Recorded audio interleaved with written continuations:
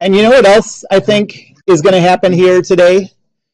Let's not do any I'm going to just talk generally about what a Rankine cycle is, so that when somebody asks you at the U or whatever, like if you've done it, you can be like, yeah. But we're not going to do any problems on it or anything. So we'll just so we'll just go through just generally what it is. I won't do any example problems. And so the problems that, so you're done with problems in this class that you have to do. I mean, you have all the problems. Okay, so let me talk about the Rankine cycle.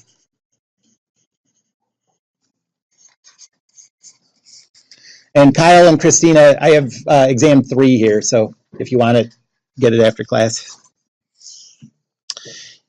Okay, so here's what it looks like.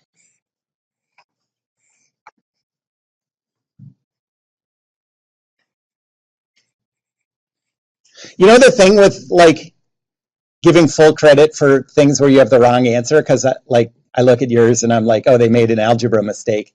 But like if someone in college physics does the same exact thing, I'm like, they don't know how to do algebra. They haven't learned algebra yet. -6.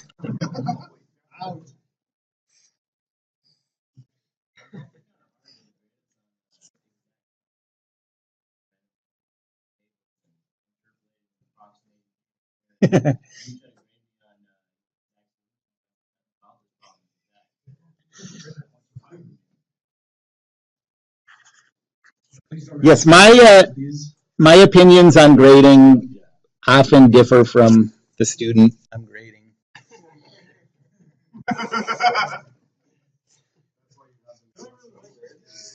What? Yeah, I mean, I'm open to hearing good arguments. I don't know. I mean, I'm not like I've found the perfect way of approaching it or whatever, but the main thing that I want to get straight when people come up with questions is like, it'll happen where I'll be like, say early on, someone will make a mistake and I'll be like, they forgot to do this. And then a bunch of people make that mistake and I'll be like, God, none of these people understand that you have to do this. And then I won't do it on purpose, but I'll take more points off towards the end or whatever without it occurring to me, you know?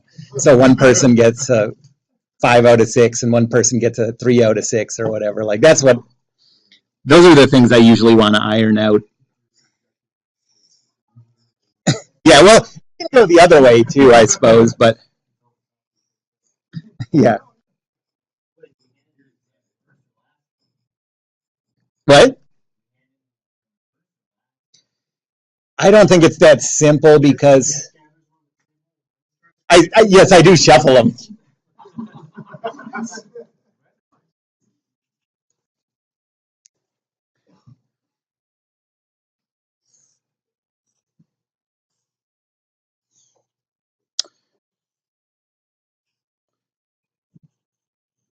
Okay, so here's the Rankine cycle.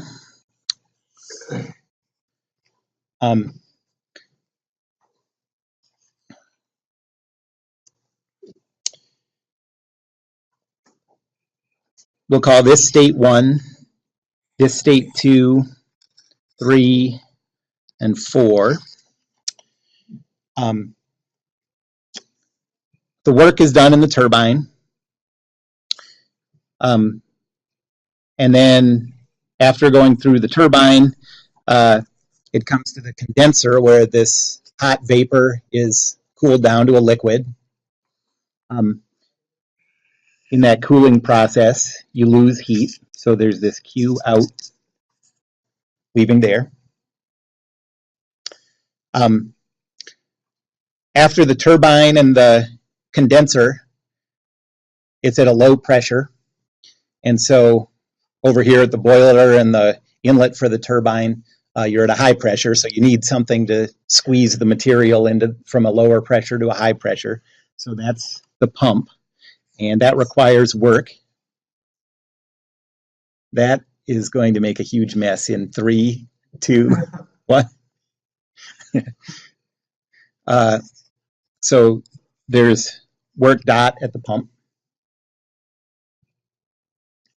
And then at the boiler, we're assuming that the fire or whatever is inside this box. So there's heat going into the material from the fire. That's Q in dot.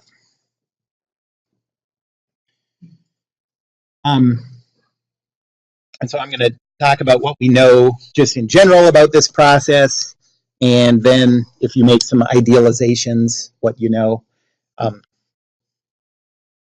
So what? Well, this is a power cycle, but power cycles and refrigeration cycles are very similar. So I've never heard of a Rankine refrigeration cycle, but I guess the idea is like the concepts are pretty similar, but you wouldn't you never use a turbine in a refrigeration cycle, for example.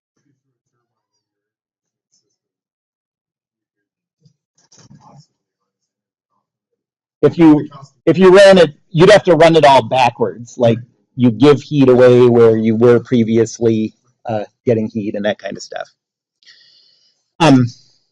So we're going to talk about these 4 processes. First, the turbine going from state 1 to 2, then the condenser from 2 to 3, pump from 3 to 4, and then the boiler from 4 to 1. So first, the turbine going from state 1 to state 2. What? Oh, yeah. It's soon not going to be. That is soon not going to be static. Soon going to be dynamics and fluid mechanics.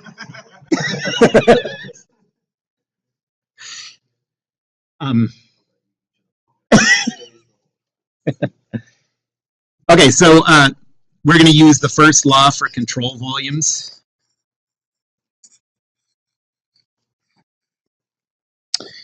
So that's dE dt for the control volume is equal to Q dot for the control volume minus work dot for the control volume plus M dot I times the quantity HI plus VI squared over 2 plus GZI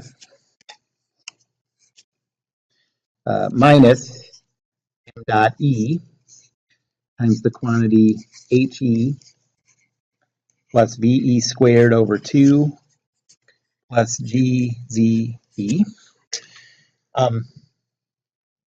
And we're going to assume that it's steady state.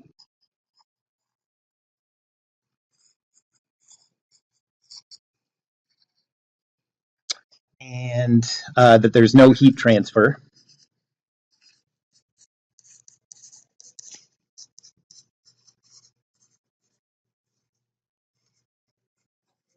Transfer. Okay, so steady state means this goes away. The 2 mass flows are the same. There's the heat transfer. We're also going to assume there's no potential energy change.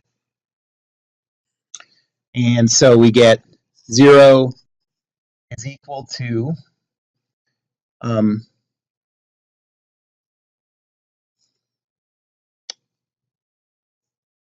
so for the turbine, the work that's coming out of the turbine is W, what did I call it? WT dot.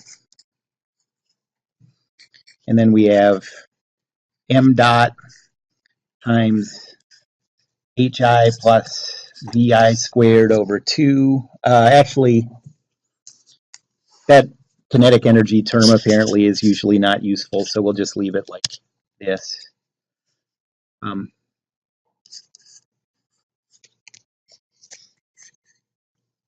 so for the turbine, you get that the rate of work produced is just equal to the mass flow times this difference in enthalpy.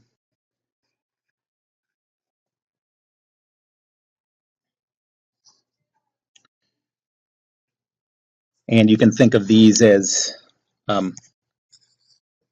enthalpy at state. So at the inlet, you're at state 1, and at the outlet, you're at state 2.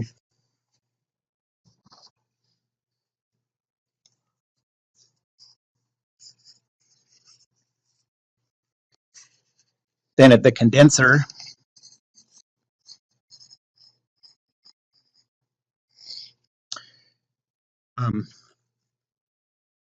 we're going to assume that it's steady state again.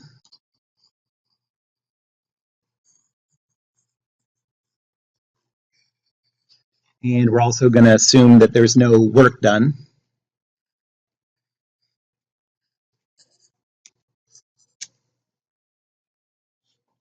The condenser is just the things flowing through some tubes surrounded by colder fluid or colder whatever, and so there's no work done, there's no volume change.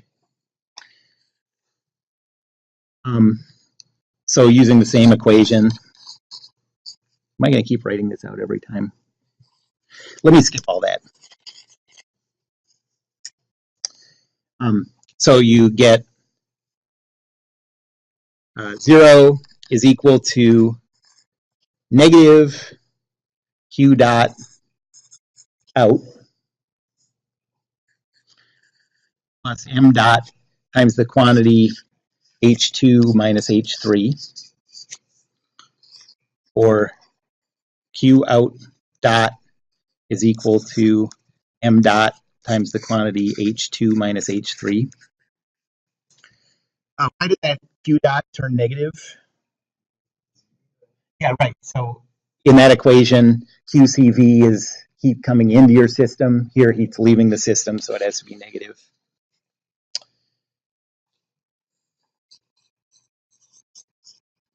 For the pump, we're going to assume steady state.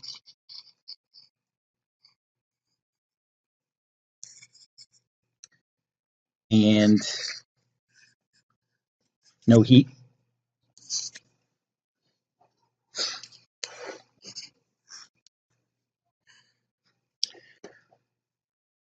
So we get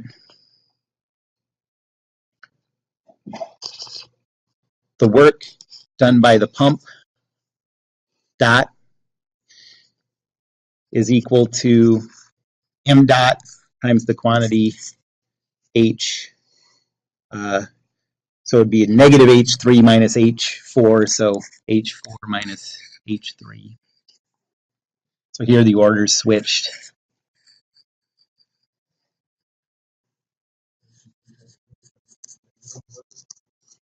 That's right. Yep.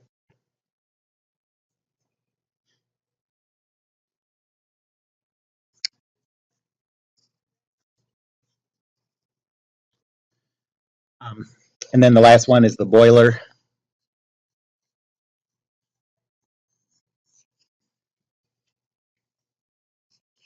Steady state and no work.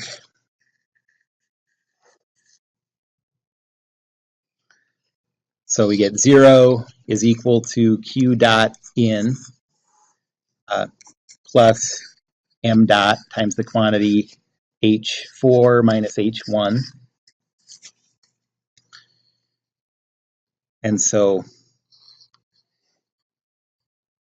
Q dot in is equal to M dot times the quantity H1 minus H4.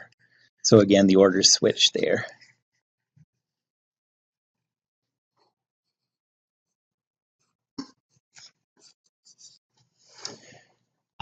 And so you can put this all together and get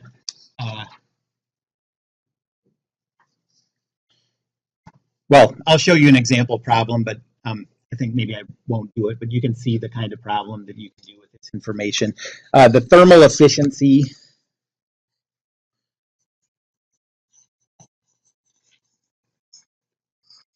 well, think about what you think would be a good measure of efficiency for this cycle. You're trying to produce work, and what are the costs? Like the thing you're getting out of it is the work out.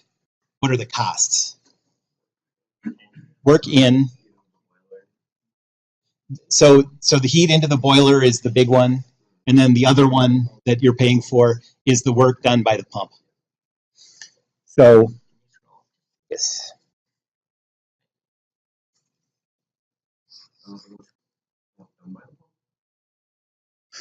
The work that the pump has to do on the, yeah.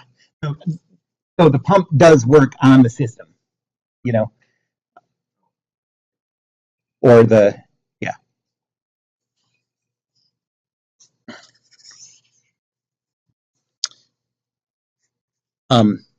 So eta is equal to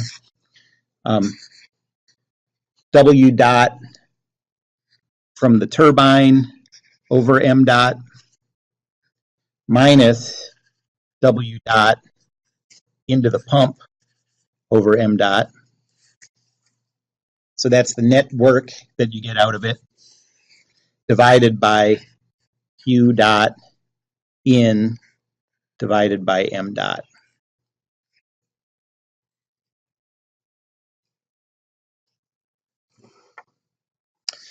And we have, if you look at the equations for those four processes, we have expressions for all of these in terms of enthalpies.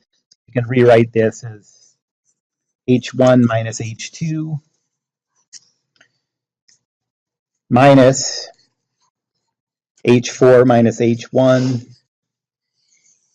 divided by H1 minus H4.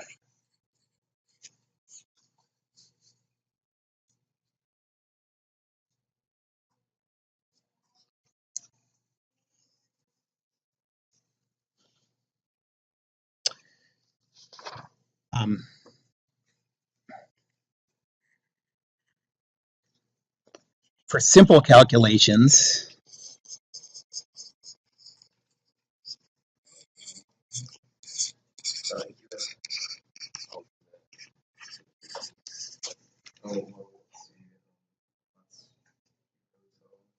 question?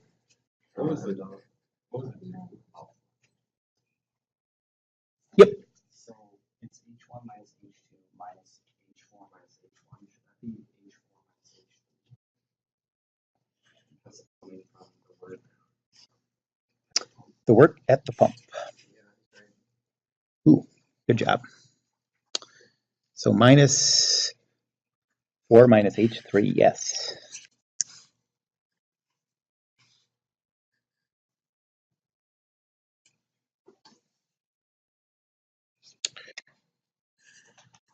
Okay, so for simple calculations, you can assume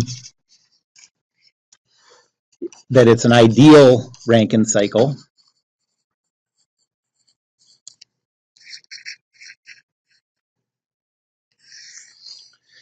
And these are the assumptions that make it an ideal cycle. So first, going through the turbine, you assume that it's isentropic.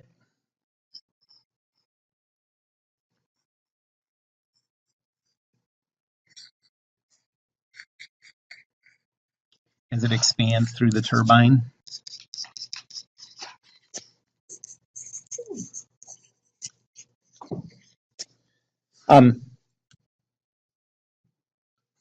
What are the two things a process has to be isentropic? What does it need? This is the kind of thing that you might want to remember through the whole rest of the class. No heat transfer. That's right, and internally reversible. Yep.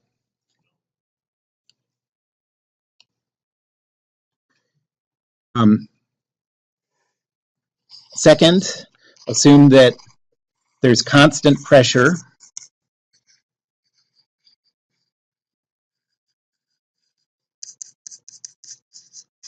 through the condenser.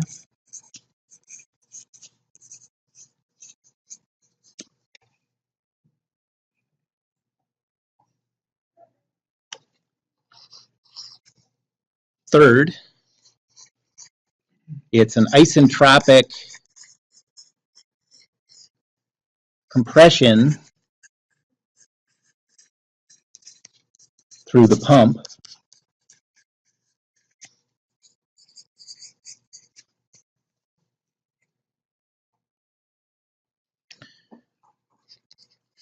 And then fourth, a constant pressure through the boiler.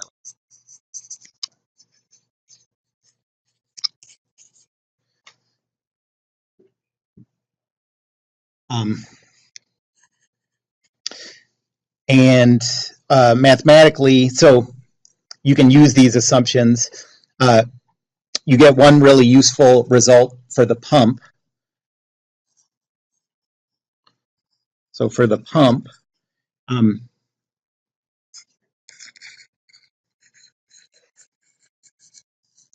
you can derive this new equation from the TDS equations.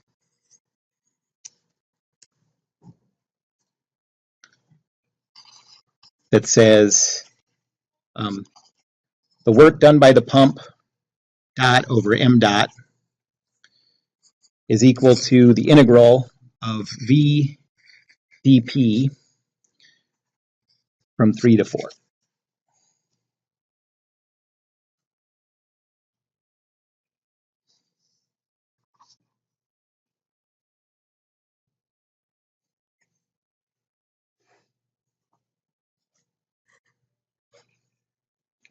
Okay, so here's an example problem. I'm not going to go through it.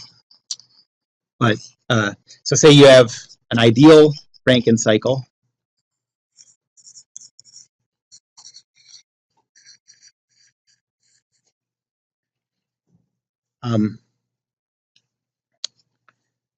It's a saturated vapor going into the turbine.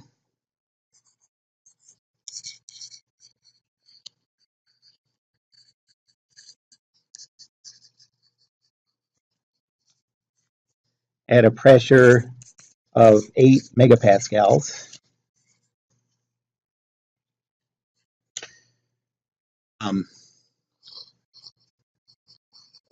And it's a saturated liquid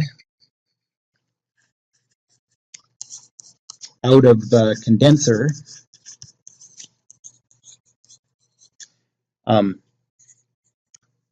at 0.008 megapascals.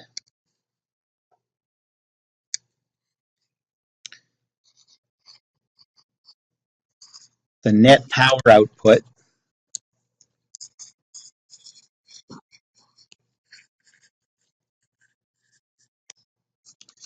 is 100 megawatts.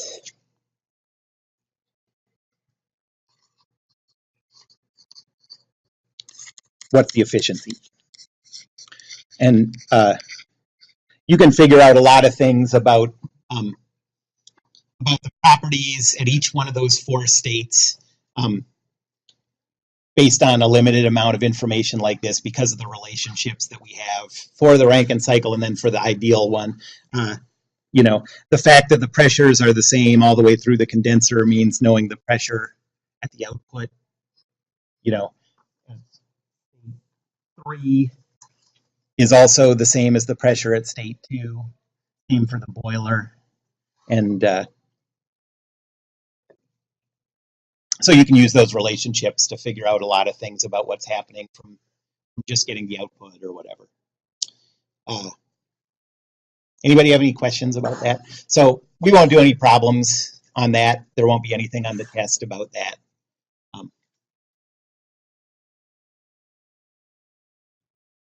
Okay.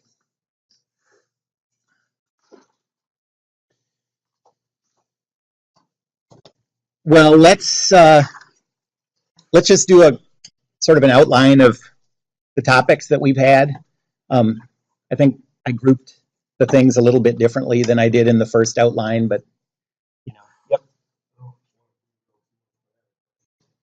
Mm-hmm. Mm-hmm. Yeah. move it way down low, trying to collect that heat, and it's got to come up a much higher distance. Does that pump up a lot of stuff like that? If you remember, I think the only kind of problem that we did this whole class where we didn't cross out the potential energy stuff was when we were talking about a pump lifting a liquid up a certain height.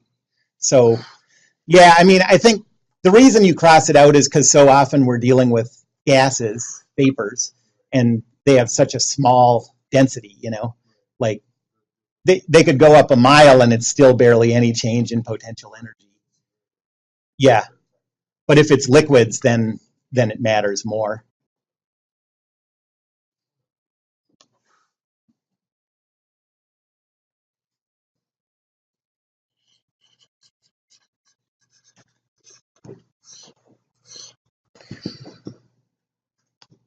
Okay, so first we spent a little time talking about pressure, just like the first day or something. And there are two ways to measure pressure: barometers and manometers. Manometer. Do do do do.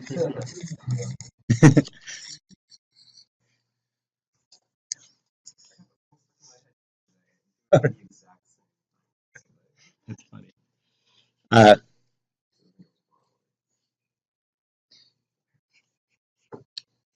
And then we started talking about the first law of thermodynamics for closed systems.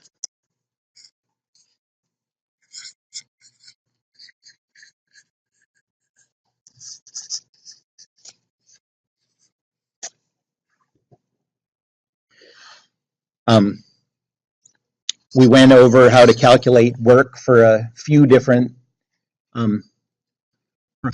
things. We talked about rotating shafts and volume expansion of the system.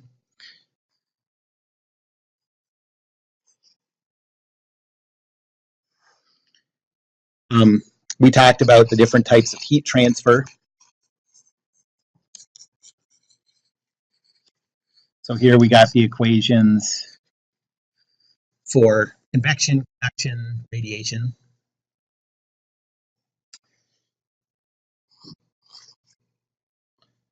We put the first law into the differential form. So now we have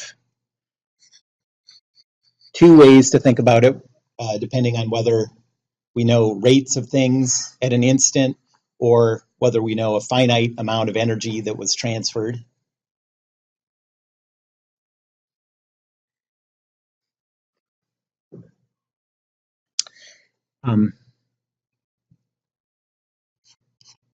Then we went on to just sort of talking about materials and relationships between materials.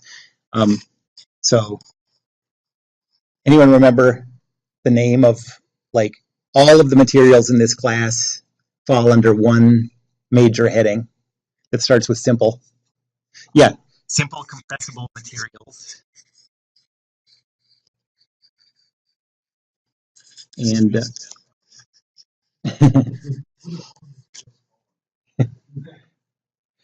and this is where we started seeing tables for the first time.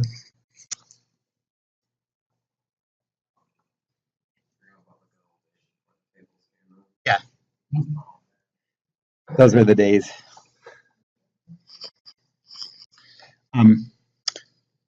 So first we talked about the different representations, the different graphs. So we had the PVT surface.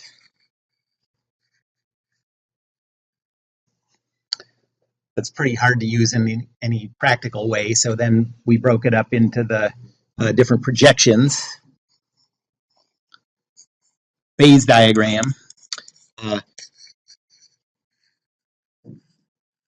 What two quantities does that depend on? Yep.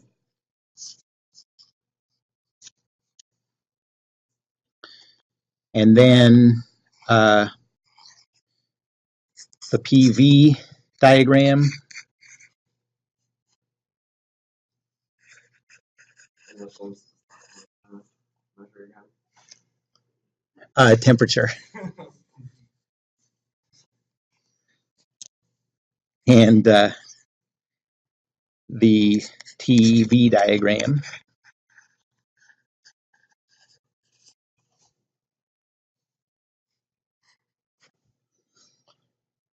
Then we went into linear interpolation.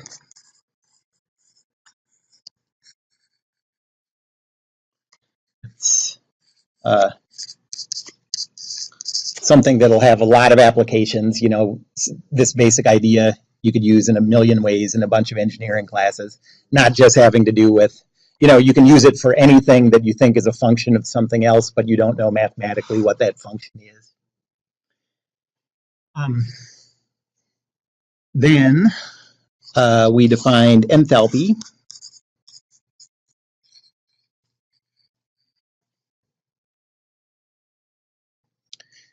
And then talked about two simplifications, two simpler models of simple incompressible or simple compressible materials.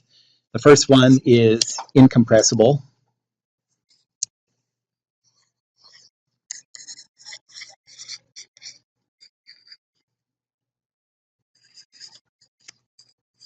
And what states does that represent? Solid and liquid are the only ones that make sense for that. And then the ideal gas law and ideal gases.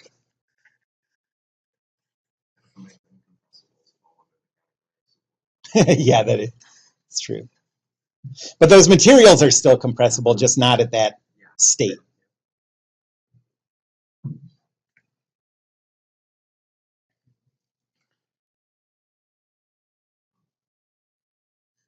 Then pretty briefly, we talked about,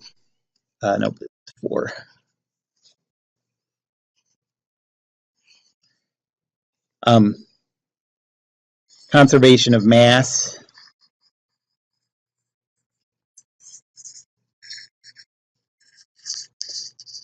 Control volumes.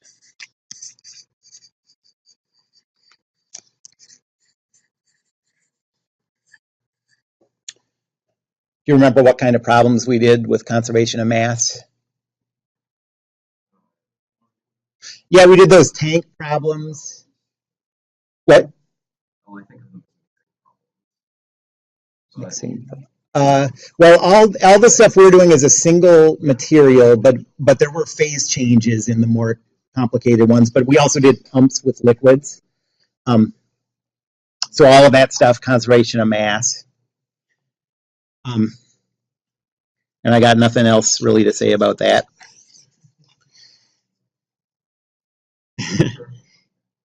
And then first law for control volumes.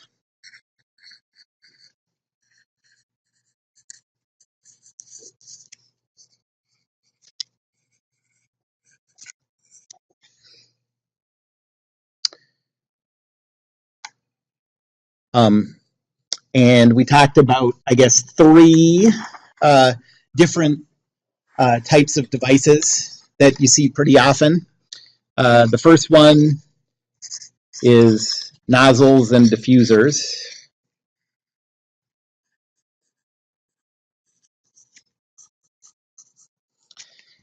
Under each one of these categories, we went through the full first law for control volumes and thought about what things are going to be negligible, crossed them out, and came up with a relationship between, I think it was between enthalpy and something else in each case for the sort of most simplified form. Some of the problems we did, though, we didn't make all those simplifications, remember. Like I think so the second one is turbines. When we went through the derivation of the simplest equation for a turbine, we eliminated the kinetic energy terms, but we've also done at least a few problems where the speed was given, and so we're like, I might as well just put that in there. You know, it might not contribute a ton, but those simple equations that I gave for all these devices, you can think of as sort of like, more than anything else, it's kind of like an intuitive tool, like what are the big things going on here? You're exchanging enthalpy for work or heat for enthalpy or whatever. Turbines, and then compressors and pumps.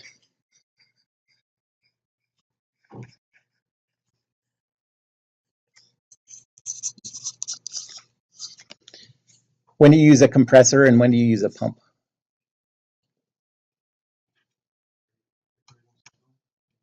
So compressors are usually for vapors, pumps are for liquids.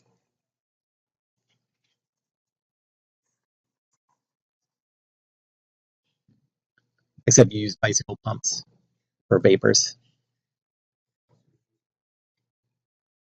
Yeah. Is that a joke? I don't know. Oh, I see.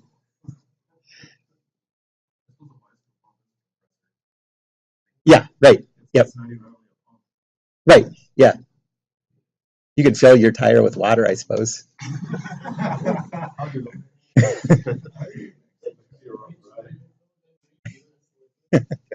Actually really interesting. Yeah, that's what people are really looking for, is a way to make their wheels heavier.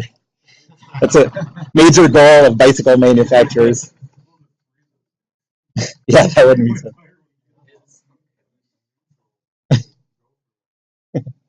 Yeah, right.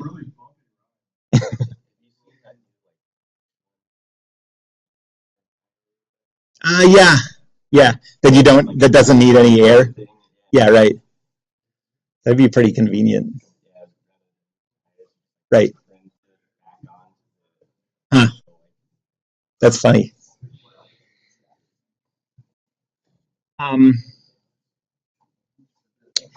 Okay, and then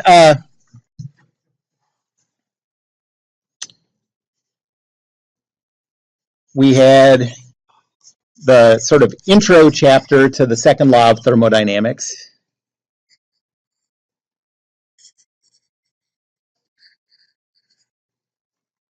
So that was before we talked about entropy.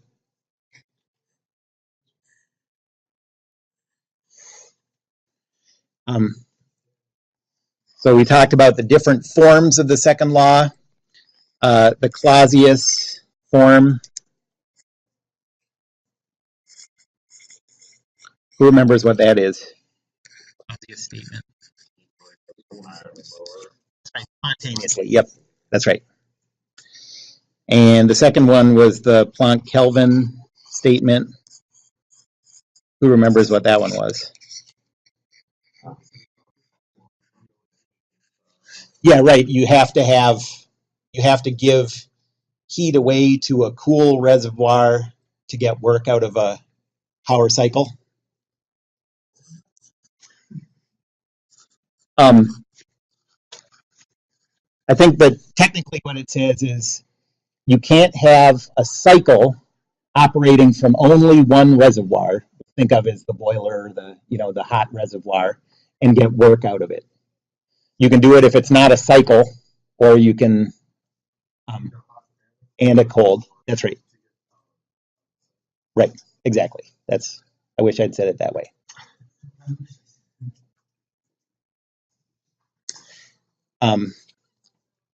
And then we talked about the definition of reversible, irreversible, reversibilities, irreversibilities.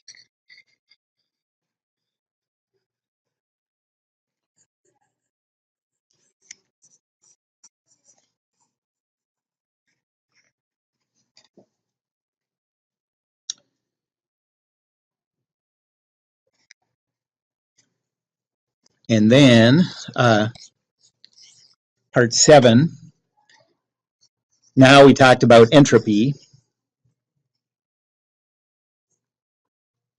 Intro to entropy, or an entropy. Intro to entropy. And related that to the second law.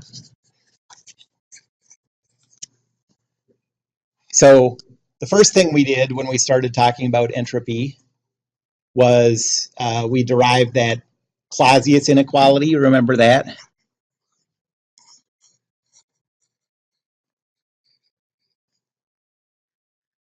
That was a rhetorical question. Yeah, well, the reason we did it is because that integral of delta Q over T is sort of an odd thing, like where did that come from? And it came from this. So that was where we first saw that integral of delta Q over T, which ended up being the important thing for calculating change in entropy. Then we talked about the TdS equations.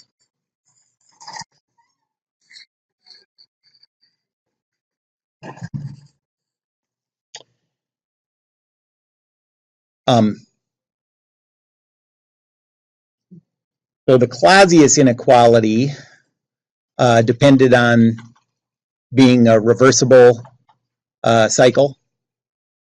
Yeah, reversible cycle. What are the restrictions on the TdS equations?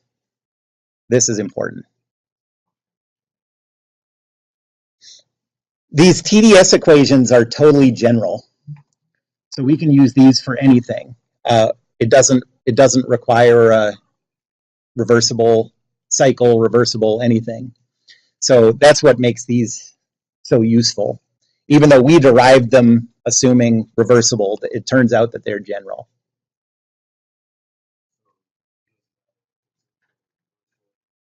Right. Exactly. You can apply that to anything. And then we talked about how to calculate entropy change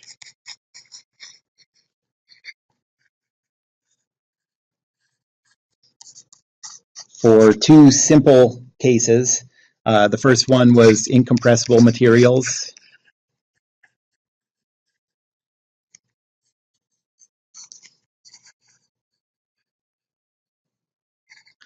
And the second one was ideal gases.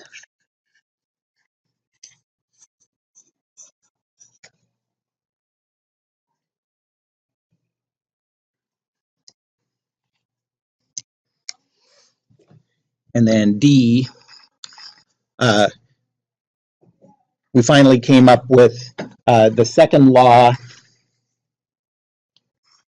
I guess the entropy form of the second law.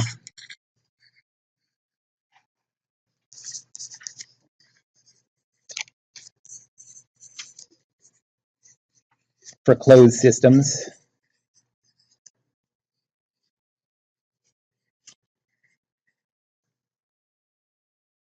And that was where we first started using that, that term sigma that represents the produced entropy.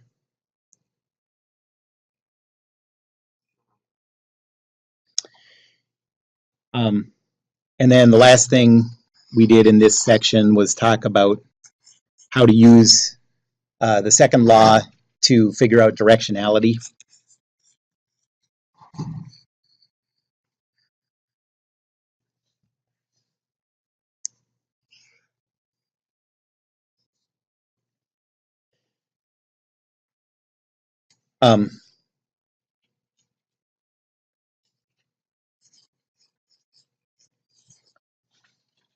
And then I'm just making this into a new section because I did when we were talking about the first law, but then we did the second law for control volumes.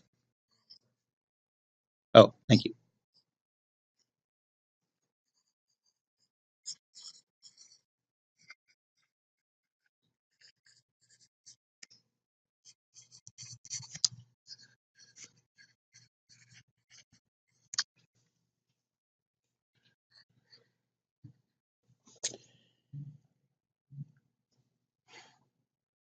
And so all of these are, you know, kind of their own thing, but we didn't spend much time on them.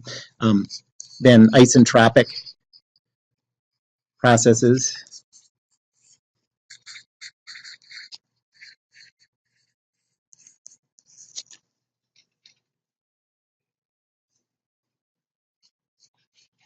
And then we're up to today, and we talked about just the Rankine cycle, but You don't have to worry about that. Yeah.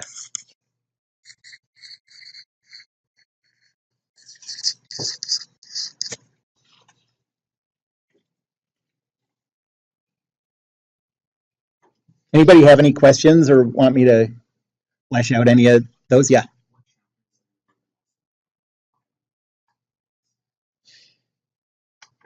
I mean, okay, so the way I'm going to do the test is there will be probably half of it will be the stuff since the last test, and the other half will be from anything, you know. I don't remember, but yeah, it's in the notes. If you go back to the class before the last test, it tells you what problems it was due. Any other questions?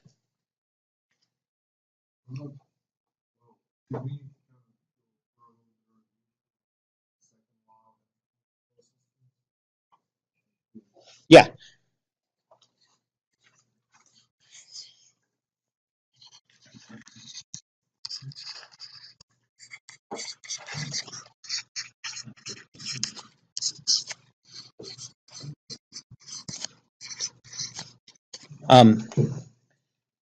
So it says the change in entropy is equal to the integral from state 1 to state 2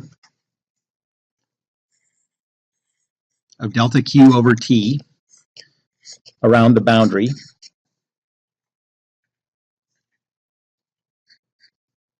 plus sigma. And this sigma, this is the entropy that's produced.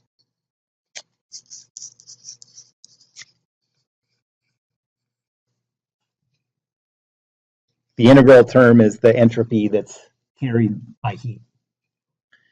And we had two other forms of this, I think. Well, one was just rewriting this as the change in entropy. If you have, like, we've never had to actually compute an integral with that, I don't believe. You would have to do that if there was some kind of gradient of temperatures or heat transfer, but the way we've always done it is just you have, like, say 2 or 4 walls on something, and each one of those walls has a certain temperature and a certain rate of heat flow. So we've always just done it as the sum of all the heats coming in over the temperature plus the entropy produced. And then we also had the differential form that said ds, what? Nope, it's out on its own.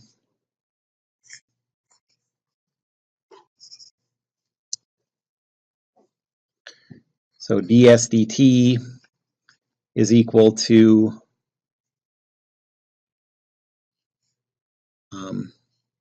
the sum of the Q dots over temperature plus sigma dot. So you can use that if the stuff you're given is in terms of rates of flow. And generally, what does the sigma tell us about? It tells us how many inefficiencies there are, because if your system is reversible, that entropy produced by your system will be 0. So if you have a big value of sigma, you're throwing away a lot of energy. If you have a small value of sigma, you have a pretty efficient process. Yep.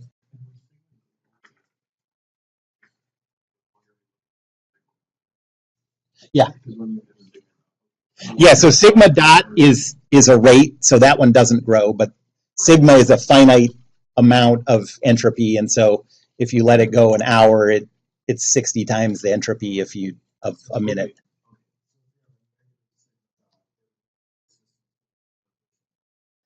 Right, and that's impossible.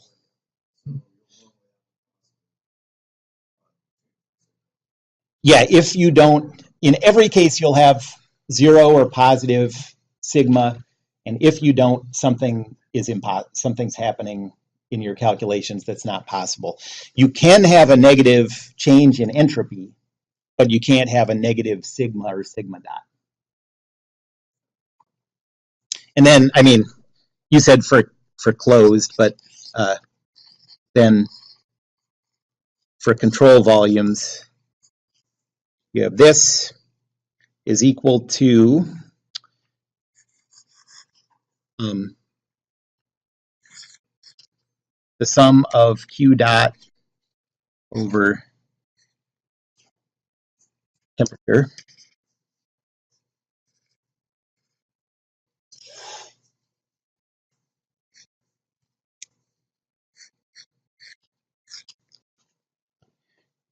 plus mi dot times specific entropy at the inlet minus m exit dot times specific entropy at the exit plus sigma.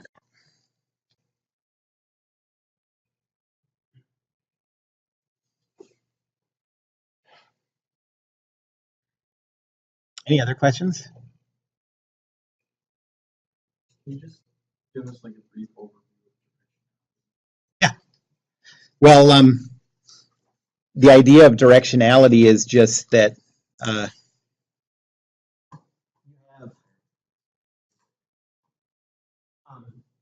let's think about, well, let's think about these two, okay? They're right next to each other and they're both differential forms. So the second law says sigma dot in each of these has to be positive. And so if you have,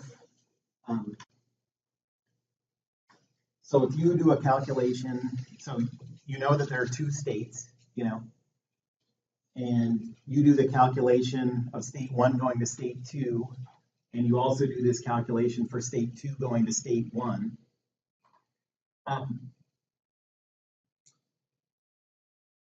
And one of those has a positive sigma dot and one has a negative sigma dot, then you know that the direction that it went was to the positive sigma dot. And you can also, the same idea as if you have an isolated system, so there's no entropy coming in through heat transfer, and there's no work done on the system, then you also know, so for some arbitrary system, you don't know that this is positive, this could be negative because it could be more positive for the surroundings. But if you have an isolated system, you also know that the change in entropy has to be 0 or positive. So that's the other thing you can use for directionality. Calculate the change in entropy of an isolated system, and you know the direction it went is towards increased entropy.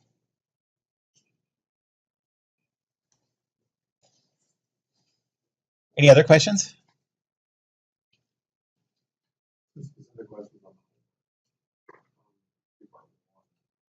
Okay. Let's see.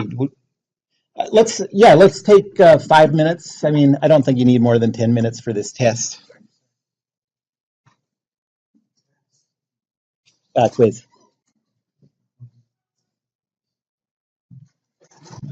What? No.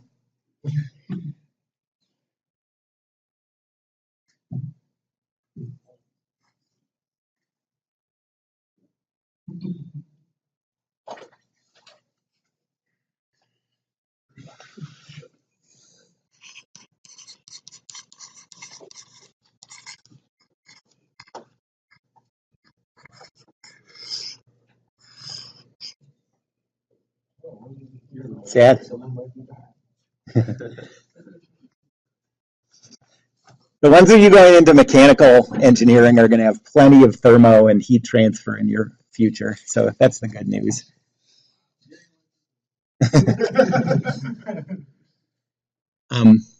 Okay, so 2 cubic meters of air in a rigid, insulated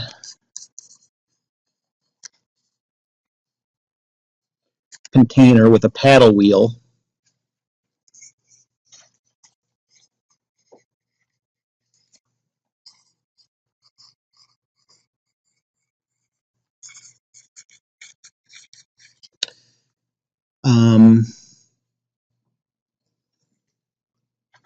It starts out at T1 of 293 Kelvin, and P1 is 200 kilopascals.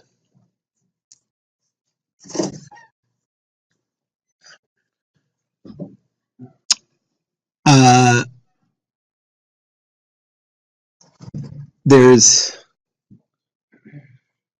710 kilojoules of work done by the paddle wheel. So work is put into the system of 710 kilojoules.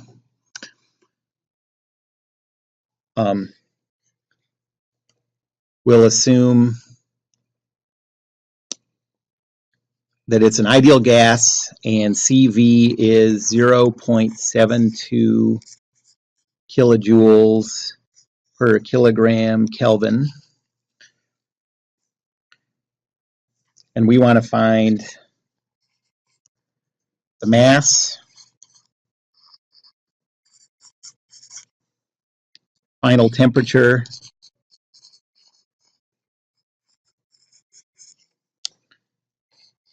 and the amount of entropy produced.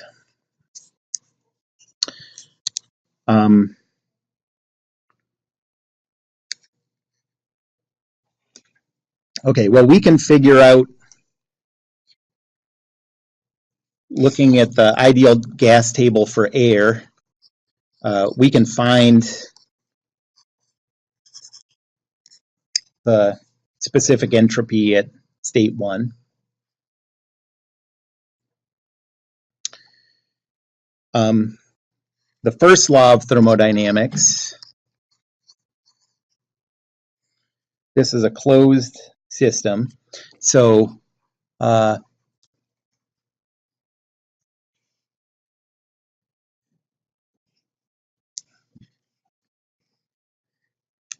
we have that the change in internal energy is equal to Q minus W.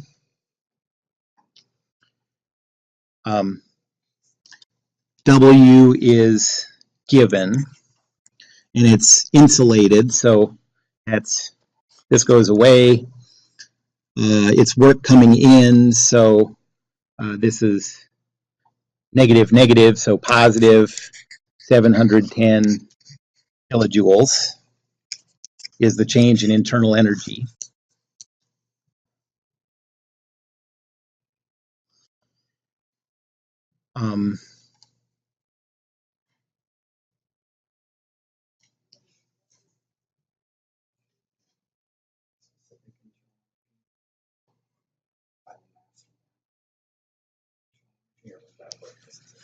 Okay, so we have, we have the volume. It's an ideal gas, so P1V1 equals RT1. So we can calculate the specific volume. And the specific volume times the mass is equal to 2 meters cubed. I'll leave this off. So you can calculate the mass that way. Then the final temperature, well, now that you have the mass, I think I'm sure in the ideal gas table, specific internal energy is one of the columns. So you can calculate the specific internal energy based on this formula, just divide by the mass. And then the amount of entropy produced. I guess for that one, you can just use So you know two things about the change in entropy. You know that the change in entropy is equal to, well, the mass times the change in entropy is equal to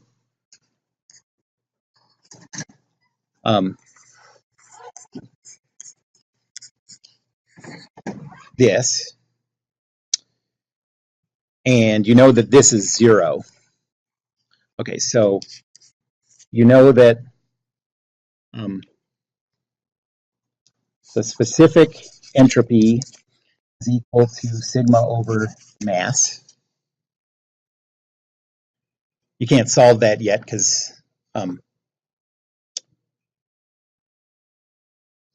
we don't know yet what the change in entropy is. But then for an ideal gas, you also know that the change in specific entropy is equal to S superscript 0 at T2 minus S superscript 0 at T1 minus R times the natural log of, what's this, T's. And so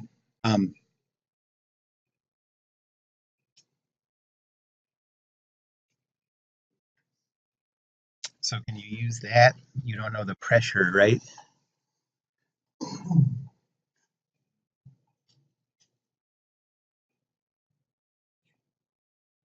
What? Yeah, you only have one pressure. Well, now you know the, oh, and you,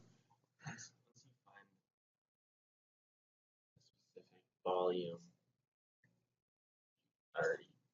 Find specific volume too. let me just write this one thing down. Okay, so P2 over P1, this is for ideal gases, right, is equal to the relative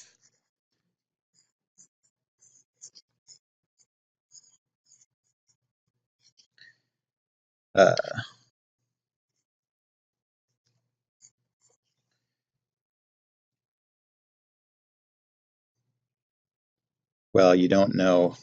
Yeah, that doesn't help.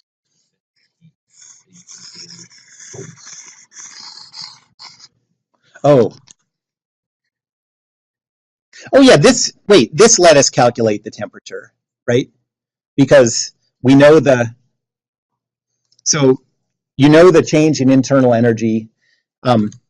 So, and we know the mass, so you can calculate the change in specific internal energy. And so then you can just look on a table for the temperature that matches that. So you know the final temperature, and then you can fiddle around with this stuff. So then I guess you could use this equation that says P2 over P1 is equal to PR at P2 over PR at T1. Now you can look both of these up, calculate P2, calculate the change in entropy, and then